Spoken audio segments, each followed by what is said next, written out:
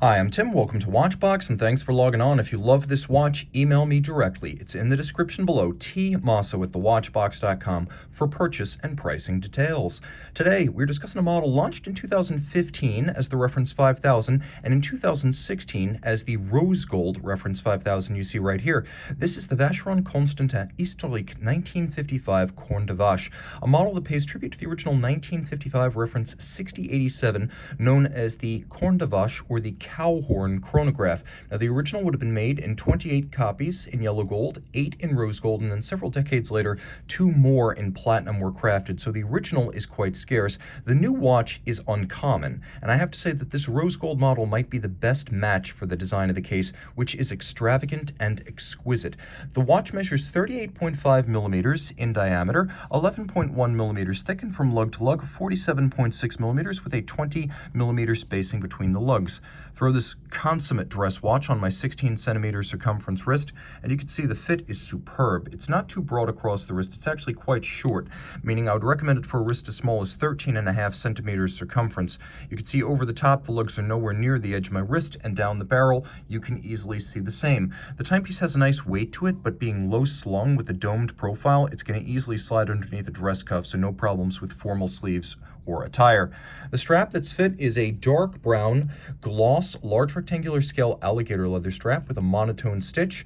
You can see it has a sheer cut side showing the layers of leather bound together, curved spring bars that allow the lugs to be drilled close to the case with no impediment to the motion against the flank of the case. That's the advantage of that curved spring bar. A simple no-nonsense Vacheron Maltese cross motif polished rose gold pin buckle, and that wonderful Corne de Vache case. Now you can see this is truly special stuff.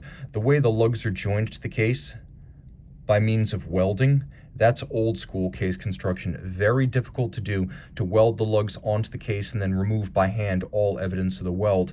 This is a watch that was designed from the outset for low volume. You could see pump-style pushers, the Vacheron Maltese cross on a narrow, sharply knurled crown. There's a slight domed bezel with a little bit of an outboard character line as it is somewhat inset from the case band to create a thinner profile. And then there is a lovely box section domed sapphire designed to evoke plexiglass. The dial is a wonderful matte silver, or what we would call opaline in the high horology realm, a very subtle silver grain with sunken registers that feature a concentric pattern each. You can see that there are rose gold applique Roman numerals as well as stick indices, and then the hands for hours and minutes have a wonderful vaulted barrel shape over their top, the kind you expect on the finest low volume boutique or craft level, and I mean sole proprietor level watchmakers. This is the kind of thing you typically see from watch brands making dozens, not thousands of watches per year. The hands are gorgeous. Outboard, we have a blueprinted tachymeter scale. It gives the watch a little bit of a sporty air about it, and you can see it's printed in blue while the inner dial is printed in black. The chronograph seconds and minutes hand are fired blue, and then there's an applique Vacheron Maltese cross logo. With a paucity of printing, they don't put too much on the dial. Turn it all over. By the way, the tachymeter can be used to gauge the speed of an object. That's what you do with the tachymeter. You have caliber 1142. It's based on the Lamagna 2310, which in a different era went to the moon as the Omega caliber 321. It's been used in many fine chronographs from the likes of Breguet, Vacheron, from Patek Philippe, most famously in the 5070 and the 5970. The chronograph you see here is a combination of that Lamagna base with many Vacheron innovations and refinements. So the basic numbers: 21 joules manual wind, 21,600 vibration per hour beat rate, an upgraded rate over the 18K that came standard with the watch, Poinçon de Genève finish, the 48-hour power reserve, and it remains a column wheel lateral clutch chronograph. Now you can see it's adjusted in a chronometer style 5 positions. It uses a free sprung modified balance rather than the mobile stud index on the conventional Lamagna base. So it's free sprung for precise setting and then durability, and it uses an overcoil hairspring rather than the standard flat hairspring so that the watch will keep better time in different orientations with respect to gravity.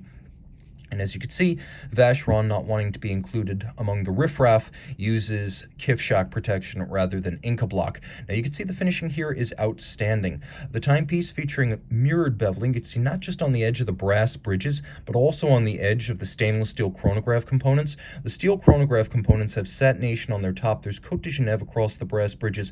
All of the jewel and screw sinks are polished internally, and you can see that the screws are black polished on their heads and then mirrored even in their slots. Their slots have been chamfered, their circumferences have been chamfered, and you can see that the wheels have a handsome satination across their tops, and there's engine turning on the base plate. You can see a little black polished Maltese cross inside the column wheel, and the column wheel feel is world class. All of this, of course, water resistant down to 30 meters, so it's not an aquatic sports watch, it's more of a sporty dress watch. You can see thoughtful embellishment, including interior angles on the chronograph bridges 1 and 2, where two bevels meet in a sharp crease, and the Poinçon de Genève on the case as well, because since mid-2012, the Geneva hallmark has been a test of the complete watch rather than simply a test of movement finish. Please, for the best there is, reach out to Team Mosso at thewatchbox.com for purchase and pricing details.